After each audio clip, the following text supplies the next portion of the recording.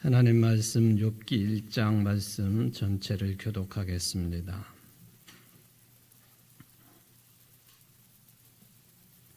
욥기 1장입니다. 우스 땅의 욥이라 불리는 사람이 있었는데 그 사람은 온전하고 정직하여 하나님을 경외하며 악에서 떠난 자더라. 그의 소유물은 양이 7,000마리요 낙타가 3,000마리요 소가 500결이요 암나귀가 500마리이며 종도 많이 있었으니 이 사람은 동방 사람 중에 가장 훌륭한 자라.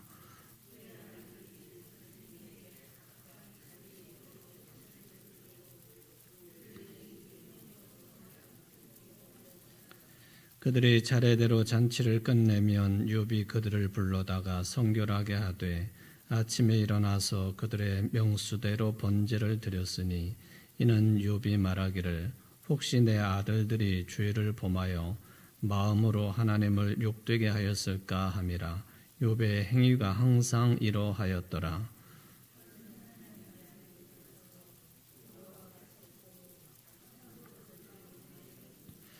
여호와께서 사탄에게 이르시되 네가 어디서 왔느냐? 사탄이 여호와께 대답하여 이르되 땅을 두루 돌아 여기저기 다녀왔나이다.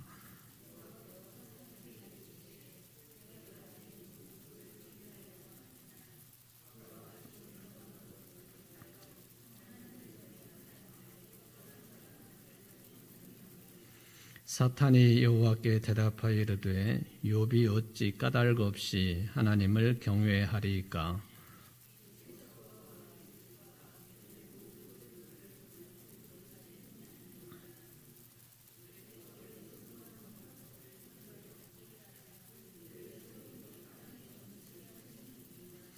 이제 주의 손을 펴서 그의 모든 소유물을 치소서. 그리하시면 틀림없이 주를 향하여 욕하지 않겠나이까?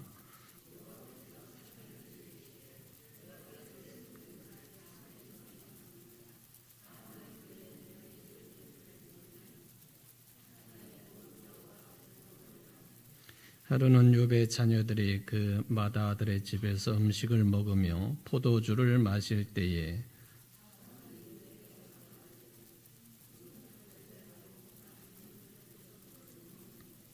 스바 사람이 갑자기 이르러 그것들을 빼앗고 칼로 종들을 죽였나이다.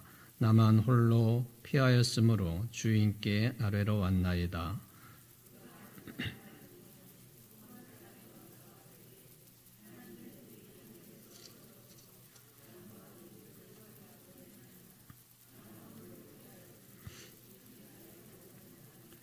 그가 아직 말하는 동안에 또 한 사람이 와서 아뢰되 갈대아 사람이 새 무리를 지어 갑자기 낙타에게 달려들어 그것을 빼앗으며 칼로 종들을 죽였나이다. 나만 홀로 피하였으므로 주인께 아뢰러 왔나이다.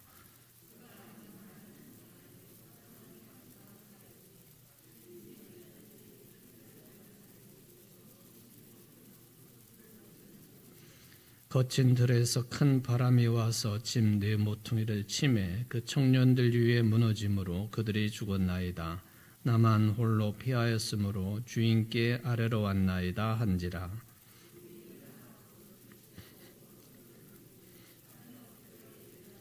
이르되 내가 모태에서 알몸으로 나와 싸운즉 또한 알몸이 그리로 돌아가올지라. 주신 이도 여호와시요 거두신 이도 여호와시오니 여호와 이름이 찬송을 받으실지니이다 하고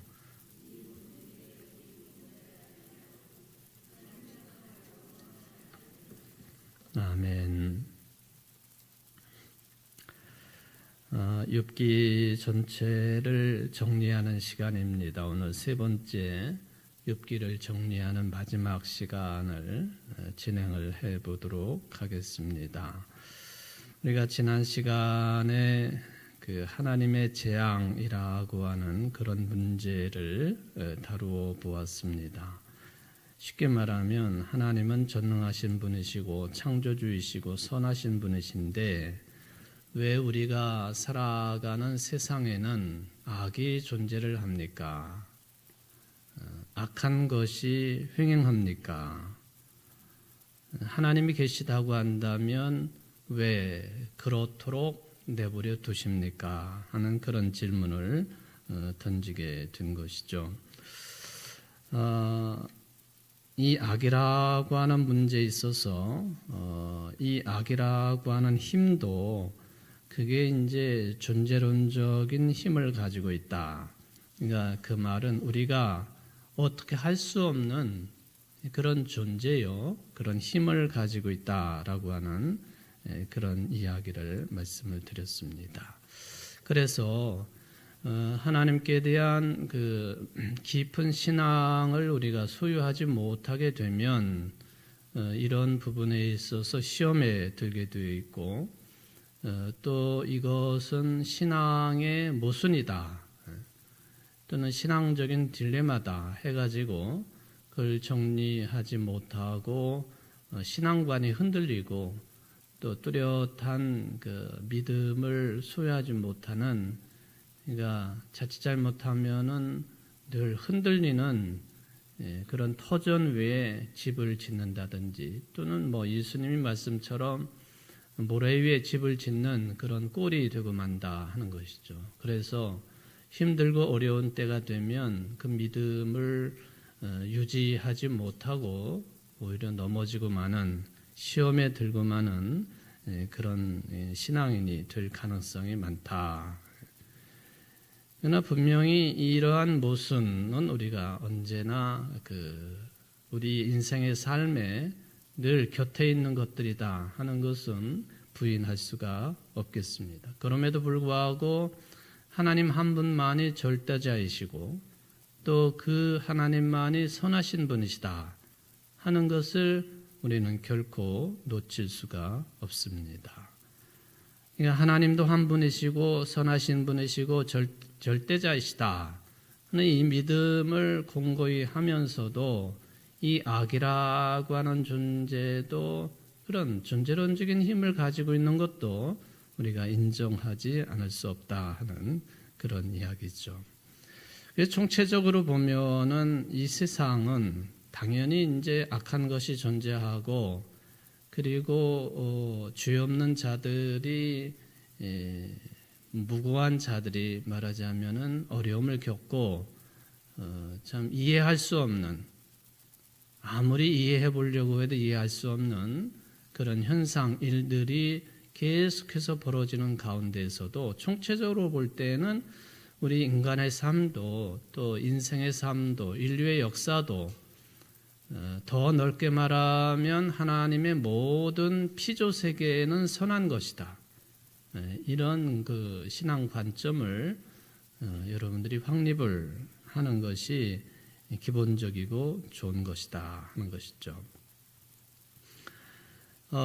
그래서 하나님께서는 이 악한 존재들마저도 당신, 군대용어로 말하면 휘하에 두시고, 오늘 욥기를 읽어보면은 이 욥에게 사탄을 소개를 하신 분이 하나님이시거든요. 또는 사탄에게 욥을 소개하신 분이 하나님이시다.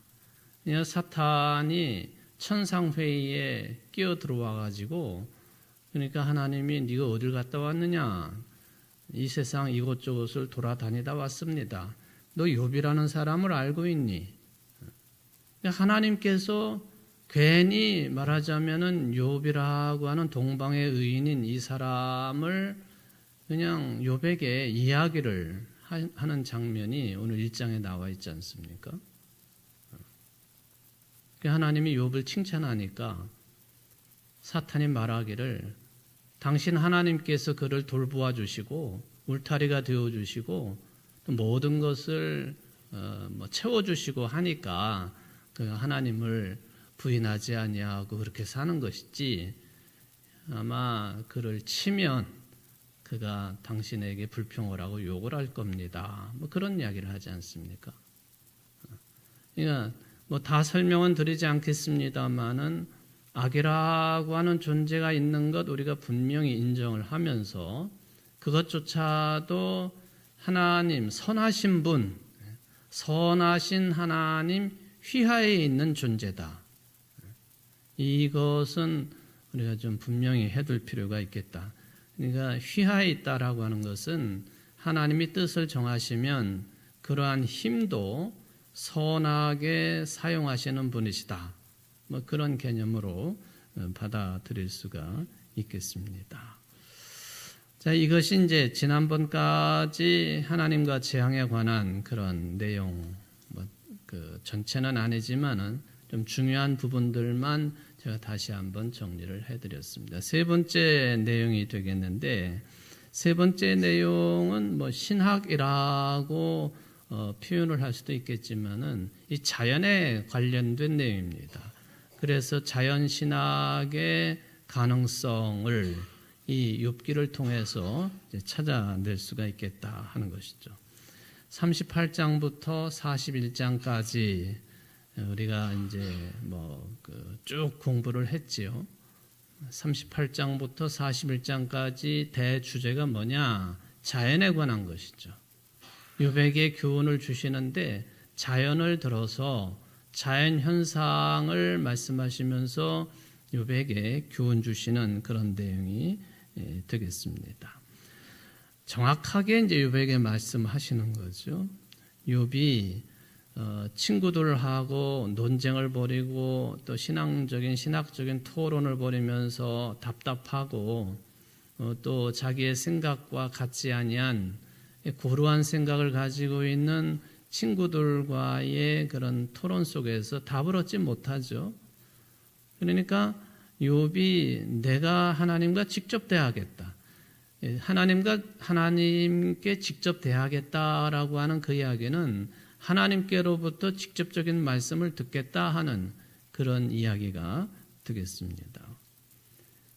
그러니까 여기 38장부터 41장까지는 어떤 의미냐 하면은 욥이 원하는 대로 하나님께서 이 욥에게 직접 말씀하시는 내용이에요. 근데 그 주제가 뭐냐? 자연에 관한 것들이다는 것이죠. 욥이 그토록 원했습니다. 하나님과 내가 직접 대화를 했으면 좋겠다 했는데 하나님이 직접 말씀하시되 자연 현상을 가지고 욥에게 말씀을 하셨다. 이 세상에 관한 것들, 그것이죠.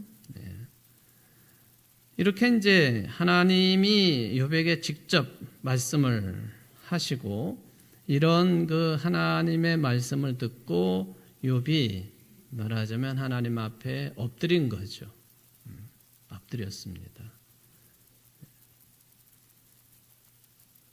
그러니까 이 38장부터 41장까지 하나님이 욥에게 직접 하신 이 말씀이 말하자면 욥이 가지고 있었던 궁금증 그리고 욥이 해결을 해야 될 만했던 그런 신앙적인 문제들 또는 뭐 신학적인 문제들 그런 것의 해결책이 거기에 들어 있었다라고 하는 것이죠. 특별히 우리가 이제 검토하고 넘어간 내용입니다만은 41장에 보면은 리오야단이라고 하는 그 존재, 그냥 물속의 어떤 동물로 이야기한다면 그 악어라고 그렇게 말씀을 드렸는데 리오야단 41장 1절부터 8절까지 내용을 보면은 악어라고 볼 수 있는 어떤 동물에 대한 묘사죠.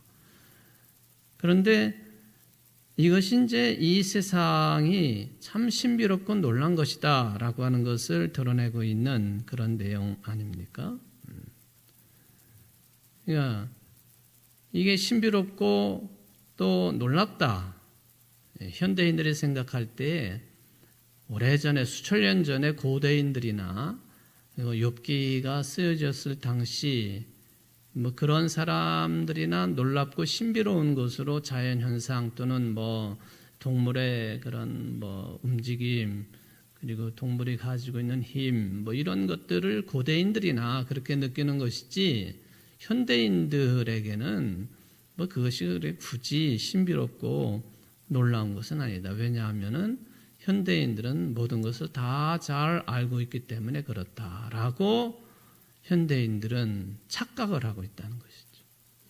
욥기 이 내용을 읽으면서 고대인들이 이 리워야단, 악어와 같은 그런 존재, 특히 41장 1절로 8절 말씀을 다시 한번 제가 읽어드릴 테니까 여러분들이 듣기만 해보십시오. 네가 낚시로 리워야단을 끌어낼 수 있겠느냐? 노끈으로 그 혀를 맬 수 있겠느냐? 너는 밧줄로 그 코를 꿰 수 있겠느냐? 갈고리로 그 아가미를 꿰 수 있겠느냐? 그것이 어찌 내게 계속하여 간청하겠느냐? 부드럽게 내게 말하겠느냐? 어찌 그것이 너와 계약을 맺고 너는 그를 영원히 종으로 삼겠느냐? 네가 어찌 그것을 새를 가지고 놀듯 하겠으며 네 여종들을 위하여 그것을 메어두겠느냐? 어찌 장사꾼들이 그것을 놓고 거래하겠으며 상인들이 그것을 나누어 가지겠느냐? 네가 능히 많은 창으로 그 가죽을 찌르거나 작사를 그 머리에 꽂을 수 있겠느냐? 네 손을 그것에게 얹어보라. 다시는 싸울 생각을 못하리라.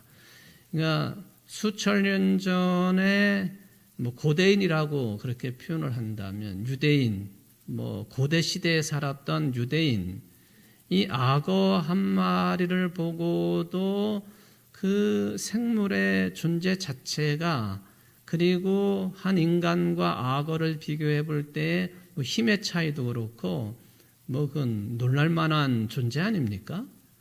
실제로 요즘도 여러분들이 만약에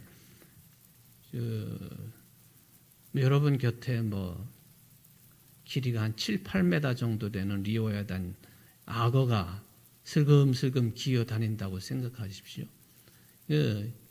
기겁을 하지 않을 사람이 없겠죠. 고대인들은 훨씬 더 큰 놀라움과 신비로움을 가지고 리워야단 악어를 보게 되어 있다. 우리는 그렇지 않다라고 이야기할 수가 있겠습니까? 그거는 아닌 것이죠. 물론 고대인의 시각으로 리워야단에 대한 이야기를 이렇게 표현을 하고 있습니다만은 이거는 이제 한 마리 악어 그 자체에 대한 평가, 그리고 그것을 대하는 인간이 가지고 있는 놀라움, 그 정도로 그칠 수 있는 이야기는 아니라고 하는 거예요. 자연세계 전체를 지배하시고 또 만들어 놓으신 하나님의 고유한 통치와 신비로움에 관한 시각에 대한 표현이지요. 자연세계 전체, 그러니까 모든 것을 만들어 놓으신, 아무것도 없는 상태에서 유를 만들어내신 창조주이신 하나님의 그 고유한 통치와 시각, 이것을 요청하는 표현들이에요. 악어 한 마리에 관한 표현이지만은 그것을 통해서 하나님의 섭리, 그리고 통치, 신비에 대한 시각을 깨닫게 해주는 그런 말씀이라고 하는 것이죠. 이걸 소위 말하면은 신학의 한 부류로 이야기한다면 이제 자연 신학이라 그렇게 이제 표현을 할 수가 있겠습니다. 그냥 우리들이 그 아름다운 자연을 보고 예쁘다, 또 참 좋다, 즐겁다, 이런 느낌을 가질 수 있겠습니다만은 여기 악어 한 마리에 대한 느낌도 마찬가지예요. 무섭다, 무시무시하다, 두렵다, 이런 느낌을 가질 수 있겠습니다만은 자연 세계 전체를 보면서 그런 느낌만 이야기하는 것이 아니라 더 근원적인 것을 언급을 한다 하는 거예요. 조금 어려운 표현입니다만 세계를 하나의 비밀로 바라보는 시각이 되겠습니다. 아주 근원적인 비밀이지요. 여러분, 아무리 단순한 자연의 세계라 할지라도요, 그 자연의 세계는 신비, 비밀 그 자체입니다. 아무리 우리 인간들이 이것저것을 동원해가지고 자연을 살피고 평가하고 또 다 이렇게 분석해가지고 발표를 하고 언급을 한다 할지라도요, 자연 세계라고 하는 것은 들어가면 들어갈수록 더 모르는 것이 많게 마련입니다. 그건 실제 그렇죠. 우리는 이렇게 멀리서 겉에서 볼 때 아름답다, 좋다, 기분 좋다, 평화롭다 하는 그런 느낌을 갖습니다마는 이게 자연의 신비 세계로 또는 비밀스러운 그 세계로 들어가면 들어갈수록요, 우리 인간 지식의 한계를 느낄 수밖에 없는 게 자연 세계입니다. 그건 분명하지요. 철학이나 과학이 언제부터 시작이 되었느냐 할 때에 보통은 헬라 시대 때부터 철학이나 과학이 시작되었다, 그렇게 우리가 이야기를 하지요. 그것도 이제 수천 년이 되었습니다. 특히 이제 자연 세계를 연구하는 이 자연 과학 마찬가지죠. 그걸 조금 세분화시켜서 이야기하면은 무슨 물리학이라든지 또는 생물학이라든지 또는 인류학이라든지 등등등 자연이나 인간에 관한 그런 학문적인 어떤 영역, 수많은 이야기들을 하지 않습니까? 인간은 이렇고, 물의 세계는 저렇고, 또 어떤 물질의 세계는 이렇고 저렇고. 근데요, 아는 것 같지만 모르는 게 사실이에요. 다 파헤칠 것 같지만은 파헤치면 파헤칠수록 오리무중인 세계가 자연 세계라고 하는 것이죠. 그것만 확인하지요. 다 드러나지 않습니다. 그래서 우리는 자연 신학을 통해서 자연을 이야기할 때 그건 신비롭다 또는 비밀스러운 영역이다 하는 이야기를 하지요. 우리 인간 신체 중에 가장 신비로운 부분이 이 머리, 뇌 부분 아닙니까? 뇌에 대해서 21세기 지금은 많은 내용을 알고 있지 않습니까? 그래서 질병, 뇌에 관련된 질병도 많은 부분에서 이제 해결을 하고 또 치료를 할 수 있는 그런 단계까지 와 있죠. 근데 끝까지 모르는 게 뇌죠. 우리 인류가 어느 때가 되면은 이제 다 이제 하나님의 어떤 새로운 창조 질서 하에서 새로운 존재들로 우리가 다 거듭나야 될 터인데, 그때까지도요, 하나님이 만들어 놓으신 이 뇌의 세계, 온 우주를 다 집어넣어도 그 빈 공간이 훨씬 더 많을 이 뇌의 활동, 뇌의 세계, 많은 것을 알고 있지만 모르는 게 더 많다. 그거는 끝까지 그럴 것이다. 자연 세계도 마찬가지예요. 그래서 비밀스러운 영역이다, 신비스러운 영역이다, 그렇게 표현을 하는 것이죠.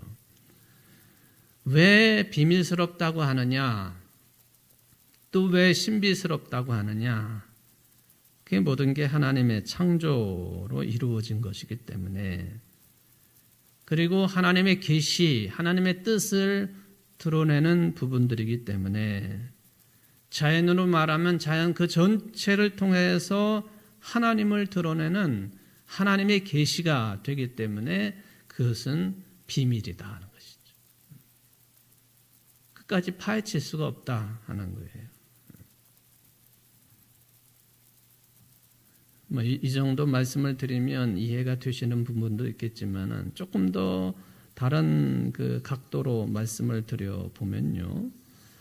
자연이라고 하는 것은 단순하게 아름답다, 그렇기 때문에 이것을 생태학적으로 잘 보존을 해야 되겠다, 그런 차원으로 우리는 보통 접근을 합니다만은 그걸 넘어서야 된다고 하는 것이죠.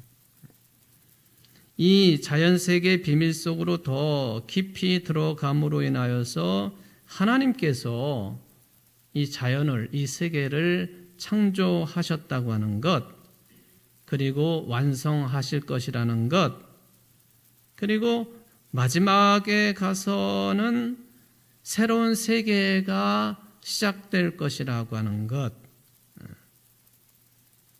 그런 과정, 그런 진리 속으로 우리를 집어넣게 하는 게 자연신학이다, 그런 이야기죠. 조금 이해가 되셨습니까? 하나님이 만드셨다. 자연세계를 보고 단순하게 참 아름답다, 그걸로 끝나는 게 아니라 하나님이 만드셨구나. 하나님이 만드셨구나. 그리고 하나님께서 지금 이렇게 우리의 눈에 보이게 존재하고 있는 이 자연 세계를 어떤 모습일는지 모르지만 완성할 때가 분명히 있을 것이다. 그리고 우리를 포함해서 모든 하나님의 피조 세계가 새로운 세계로 들어갈 것이다. 이것을 보도록 인도하는 학문이 이제 신학으로 말하면 자연 신학이 된다 하는 그런 이야기가 되겠습니다.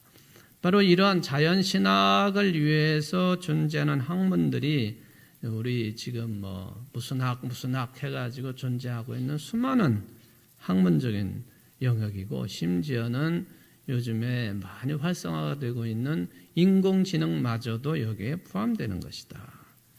왜? 인간과 자연을 이해하는데 기본이 되는 것. 이런 부분에서 우리가 자연을 대하는 우리의 태도, 특히 이제 38장부터 41장까지의 그런 욥이 들을 수 있도록 자연에 관해서 말씀을 주실 때에 계속 질문하시지 않습니까? 네가 보았느냐? 네가 어떻게 할 수 있겠느냐? 이런 질문을 계속 하실 때에 바로 창조에 관한 내용을 받아들일 수 있고 그것을 확인할 수 있겠느냐? 그리고 앞으로 이런 세계들이 완성을 향해서 지향하고 있다고 하는 것을 알 수 있겠느냐? 더 나아가서는 모든 것이 새로운 세계로 들어간다고 하는 것을 알 수 있겠느냐? 그것을 말씀하시기 위해서 38장부터 41장까지 자연에 관한 언급을 해주셨다 하는 말씀이 되겠습니다. 이번 이제 마지막으로 네 번째 내용인데, 어쩌면 이게 이제 제일 중요한 그런 내용이 될 것입니다. 이게 뭐냐면은 그 욥기 전체를 읽으면서 이건 억지가 아니라 실제적으로 예수 그리스도와의 관련성을 어떻게 맺을 것이냐 하는 그 문제입니다.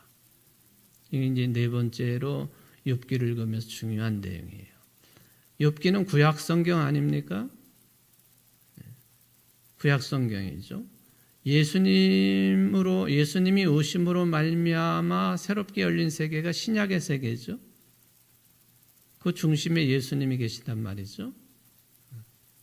자, 구약 성경의 내용임에도 불구하고 예수 그리스도와의 관련성, 또는 예수 그리스도를 중심으로 해서 이 욥기의 내용을 어떻게 해석하고 받아들일 수 있겠느냐, 이 점이 굉장히 중요한 부분이다 하는 것을 욥기를 읽으면서 네 번째로 좀 말씀을 드려볼 수가 있겠습니다.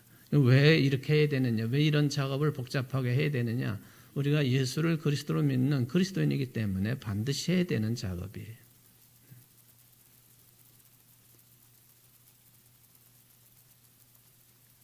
그래서 구약 성경을 읽을 때마다 물론 그 시대의 고유한 역사적인 시각도 있고 관점도 있고 해석도 있고 그렇습니다만은 구약 성경은 언제나 반드시 이 예수 그리스도를 기반으로 해서 읽어야 되고 거쳐가야 되고 해석해야 된다. 그런 말씀입니다. 구약 성경 전체를 언급을 했지만은 이 욥기, 특별히 욥기도 그렇다 하는 것이죠. 모세우경, 창세기부터 신명기까지, 또 예언자들의 말씀이 들어있는 예언서, 욥기나 시편이나 잠언, 전도서, 이런 그 성문서들, 이런 모든 내용들이 다 바로 예수 그리스도와의 관련성 속에서 해석돼야 되고 또 익혀져야 된다 하는 그 말씀이에요. 그래서 이 구약 성경이 모두 몇 권이죠? 구약 성경이 39권. 신약 성경은요? 27권. 쉽게 외우려면 성경 전체는 모두 66권인데 신약 성경 27권, 구약 성경 39권, 곱셈으로 하면 39권이니까 3하고 9, 39, 27, 39권, 27권, 합 66권. 세례 공부할 때 이런 식으로 공부하지요. 좀 유치하지만은 외우기가 쉽지 않으니까 구약 성경 39권이고 신약은 27권입니다. 그런데 예수를 그리스도로 믿음으로 말미암아 믿음이 생겼고 교회의 생활을 했고 그렇게 신앙생활을 한 사람들이 이게 초대교회 시절입니다. 지금부터 2000년 전에 아니 예수님만 알면 되지, 예수님만 믿으면 되지, 뭐 그 옛날의 구약 성경에 관한 내용들을 왜 알아야 되고 읽어야 되고 공부해야 되느냐, 그런 생각 당연히 가질 수 있는 것 아닙니까? 그런데 초대교회 시절에 아주 빠른 시절이지요. 이 유대인들이 받아들인 구약성경, 구약성경이라고 그렇게 부르지 않지요. 성경 39권 책을 그리스도인들도 그대로 받아들였습니다. 그건 여러분들이 공부를 통해서 이미 알고 있는 내용이 되겠습니다만. 서기 90년경에요. 얌니아라고 하는 곳에서 회의가 있었죠. 회의라기보다는 랍비들의 모임이라고 보면 되겠습니다. 이스라엘은 다 망해버렸고요. 성전도 다 무너져 버렸고, 이 성전 중심의 삶을 살아왔던 유대인들에게 성전이 무너져 버렸으니 이게 모든 게 다 무너진 거예요. 그때 여러분들이 자주 들었던 그런 큰 랍비 중에 한 사람이 요하난 벤 자카이라고 하는 사람이 그 로마의 그 티토 장군하고 협상을 해가지고 지중해의 조그만 해변가 마을 하나를 거기다 학교를 세우도록 허락받지 않았습니까? 우리는 거기를 이제 얌니아라고 부르기도 하는데, 어쨌든 거기에서 서기 90년경에 얌니아 회의를 열어가지고, 그러니까 그 학교를 세워가지고 랍비들을 교육시킨 거예요. 그래가지고 이제는 유대교가 성전 중심의 종교가 아니라 말씀 중심의 종교가 되도록 했습니다. 그 말씀의 중심이 뭡니까? 구약성경 39권이죠. 유대교가 선택한 거예요. 그럼에도 불구하고 초대교회, 기독교회가 이 유대인들이 자신들의 성경책이라고 채택을 한 성경책 39권을 우리들의 구약성경이라고 받아들인 거예요. 다 예수 그리스도의 관련성이 있기 때문에 또 당연히 그렇게 해석을 하도록 되어 있는 것이죠. 그래서 이제 가장 기본적인 내용입니다만은 예수님이 여기 중심에 계시고 이게 이제 구약의 세계라고 한다면 구약의 세계에는 어느 분에게 초점을 맞추고 있느냐? 예수님에게 초점을 맞추고 있다. 그래서 이 구약의 세계를 약속이라고 하는 관점에서 이야기를 해요. 예수 그리스도에 대한 약속. 예수님이 오셔서 약속이 이루어져 가지고 그 다음에 열려진 세계가 신약의 세계 또는 성령의 시대, 교회의 시대 그렇게도 말을 하지요. 아주 기초적인 어떤 논법이고 논리가 되겠습니다만은, 그래서 이 구약의 39권은 예수 그리스도와의 관련성을 빼놓으면 우리에게는 별 의미가 없어요. 왜 우리가 이스라엘 역사를 배워야 되고 읽어야 됩니까? 어떤 이단들 가운데에는 이런 주장을 가지고 구약은 절대 필요 없다고 딱 잘라버리는 이단들이 있지 않습니까? 우리는 그렇게 하지 않아요. 구약 성경도 예수 그리스도와의 관련성 속에서 대단한 의미를 가지고 있다. 대단한 의미를 가지고 있다. 그래서 이 욥기를 읽으면서 그런 기독론적인 관점에서 욥기를 우리는 바라보는 것이다 하는 이야기죠. 여러분 이제 기독론이라고 할 때 그것은 예수 그리스도에 관한 이야기이지요. 우리 모두가 예수님을 그리스도로 신앙 고백하기 때문에 욥기에 나와 있는 이야기들을 예수 그리스도를 믿는 관점에서 읽고 바라보고 이해한다는 것이죠. 저는 물론 욥기 전체를 다 이야기하면서 예수님에 관한 이야기를 거의 하지는 않았습니다만은 그저 순전하게 그 시대 욥기에 관한 이야기만 주로 했습니다만 실제적으로는 이 예수 그리스도와의 관련성이 제일 중요한 내용이 되겠습니다. 특별히 어떤 문제냐? 고난에 관한 문제가 그렇습니다. 그렇다면 고난의 문제에 있어서 욥과 예수님이 어떻게 연결이 되겠느냐 하는 문제가 되겠죠. 여러분 공통점이 있어요. 욥이라고 하는 사람은 죄를 짓지 않은 사람, 무고한 사람이에요. 무고한. 욥은 무고한 자의 고난. 예수님 죄가 없으신 분이시죠? 무고한 자의 고난 똑같아요. 욥이나 예수님이나 다 무고한 자가 당한 고난을 대표하는 사람입니다. 그런데 차이가 있습니다. 욥도 예수님도 잘못이 없는 사람이 받는 고난에 관한 그런 것이 핵심이 되겠습니다. 무슨 차이냐? 욥은 자기의 개인적인 재앙 때문에 전통적인 신앙에 저항한 사람이에요. 그렇죠? 자기의 개인적인 고난 때문에 저항한 사람이에요.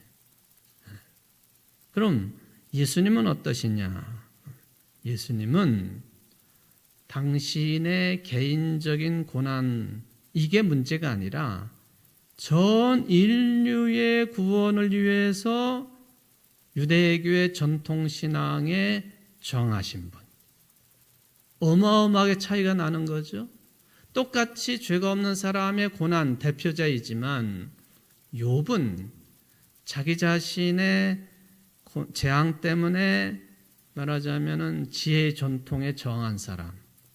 예수님은 전 인류의 또 피조세계의 구원을 위해서 기존의 유대교 신앙에 저항하신 분. 이게 어마어마하게 큰 차이죠.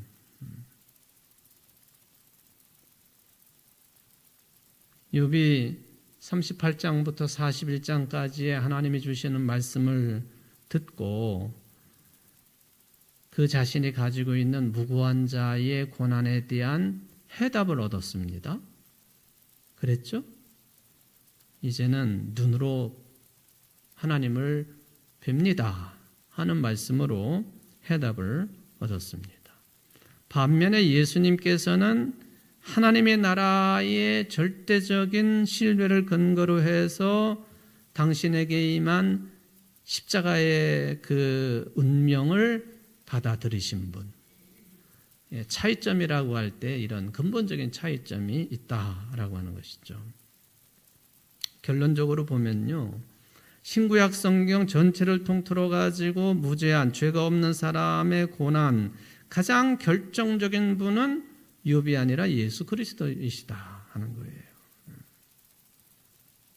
그러니까 이게 이제 욥기를 기독론적인 관점에서 읽을 때에 우리가 어떻게 신앙의 폭을 넓혀 가지고 읽을 수 있겠느냐 하는 그런 말씀을 드려본 것이죠.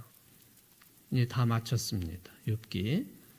우리가 이제 42장까지 다 장별로 또는 어느 때에는 2장 겹쳐서 공부도 하고 그랬습니다만은 욥기를 크게 분류를 정리를 한다면은 재앙에 관한 문제 그거 말씀을 드렸죠.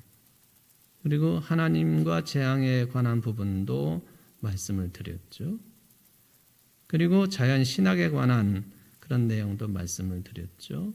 그리고 네 번째가 기독론적인 어떤 토대로서 예수 그리스도의 고난의 관점으로 읽어야 된다라고 하는 것을 우리가 확인을 해 보았습니다. 단순하게 그 바벨론 포로기를 전후해 가지고 탄생된 욥기이기는 하지만은 이게 신앙의 폭이 넓혀지면서 예수 그리스도의 무죄한 자의 고난, 십자가를 지심, 그러나 그것을 통하여 승리하신 분, 욥기는 단순하다고 볼 수는 없지만은 하나님께서 자연에 관한 말씀을 주시면서 그것을 보고 깨닫고 이제 하나님을 눈으로 봅니다 하는 것으로 해결을 했다면, 이 눈으로 봅니다 하고 하나님의 존재 자체를 긍정하고 받아들이고 말하자면 은혜를 누리고 그리고 자기 자신의 재앙의 문제를 해결했다고 한다면, 예수 그리스도의 고난은 하나님의 나라의 관점을 가지고 당신에게 주어지는 이 고난과 십자가의 죽음, 이것을 당당하게 받아들이시고 부활하심으로 당신을 그리스도로 믿는 모든 자들에게 구원을 선물로 주시는 놀라운 역사를 일으키신 분, 공통점이 있고 엄청난 차이점이 있다. 이것을 이제 확인을 해볼 수가 있겠습니다. 여러분들, 욥기 저도 다루면서 어느 때에는 이거 어떻게 설명을 좀 더 쉽게 할 수 있겠는가 하는 그런 고민을 많이 가지고 여러분들과 함께 욥기를 읽고 했습니다마는, 마지막에 가서는 예수 그리스도 그분을 중심으로 해석을 함으로 인하여서 그나마 그래도 우리에게 익숙한 그런 내용으로 접목함으로 인하여서 욥기의 정리를 마치게 된 것을 다행스럽게 생각을 합니다. 욥기 전체를 다 마쳤습니다. 다음 수요일부터는요, 신약 성경으로 넘어갑니다. 신약 성경 중에서도 아주 짧은 내용이지만은 사도 바울의 그 편지 중에 하나인 빌립보서를 가지고 수요일 예배 시간에 공부를 하도록 합니다. 빌립보서는 이 한 장 전체를 가지고 다루려면은 짧은 장이기 때문에 그렇게 들 수가 없겠고요. 필요한 부분 절로 구분을 해가지고 빌립보서를 좀 다루어 보도록 하겠습니다. 다음 시간에는 빌립보서 1장 1, 2절, 2절 말씀을 가지고 하나님의 말씀을 생각해 보도록 하겠습니다. 욥기의 내용을 여러분들이 이제 자주 접하시고 읽으심으로 인하여서 더 큰 은혜를 누리시는 여러분들 되시기를 주의 이름으로 축원을 드립니다. 고마우신 하나님 아버지, 2년 이상을 욥기를 가지고 하나님의 말씀을 생각해 보았습니다. 욥이라고 하는 사람, 무고한 사람이 그렇게 큰 환난 또 어려움을 겪게 되었을 때에 우리의 문제도 감정이입이 될 수밖에 없는 그런 인생을 산 사람이고 인물이 되겠습니다. 그럼에도 불구하고 이 욥기를 통해서 하나님께서 우리에게 주시고자 하시는 중요한 신앙적인 내용이 있으니 이 재앙에 관한 문제고, 또 하나님께서 이 재앙의 문제를 어떻게 처리하시는가 하는 문제이고, 또 자연신학에 관한 문제이고, 또 예수 그리스도와의 관련성 속에서의 욥기의 내용이라고 마지막 정리를 세 번째까지 해보게 되었습니다. 사랑의 하나님 아버지, 이제 앞으로 이 욥기를 더 사랑하게 하시고 더 잘 읽게 하시고 자주 접하게 하시고 생명력 있는 하나님의 말씀으로 받아들여서 예수 그리스도의 고난과 죽으심, 그리고 그분의 죄 없으신 분이 왜 이런 고난을 겪으셨는가, 구약시대 때에는 어떻게 이것을 받아들였는가 하는 것을 믿음의 내용으로 잘 해석하고 받아들일 수 있는 우리 성도들의 삶이 될 수 있도록 은혜를 베풀어 주옵소서. 예수님의 이름으로 간절히 기도합나이다. 아멘.